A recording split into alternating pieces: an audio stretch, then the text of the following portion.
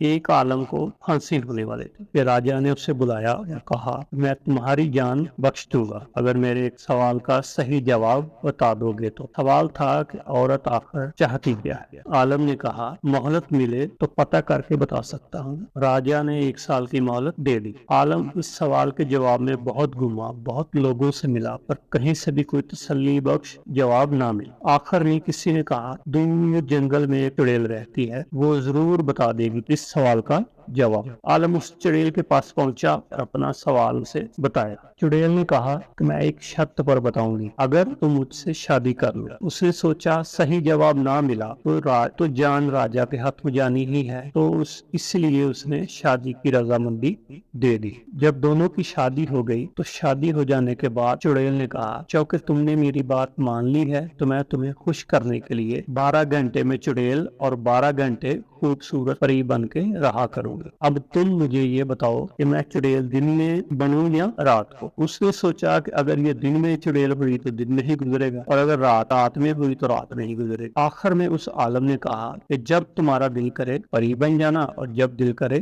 چڑیل۔ یہ بات سن کر چڑیل نے خوش ہو کر کہا چونکہ تم نے مجھے اپنی مرضی کی چھوٹ دے دی ہے تو میں ہمیشہ ہی پری بن کے رہا کروں گا۔ اور آخر میں اسے اس سوال کا جواب بھی مل گیا کہ عورت آخر چاہتی کیا ہے۔ عورت ہمیشہ اپنی مرضی کا کام کرنا چاہتی ہے۔ اگر عورت کو اس کی مرضی کرنے دو گے تو وہ پری بن جائے گی، اور اگر نہیں کرنے دو گے تو وہ چڑیل بن جائے گی۔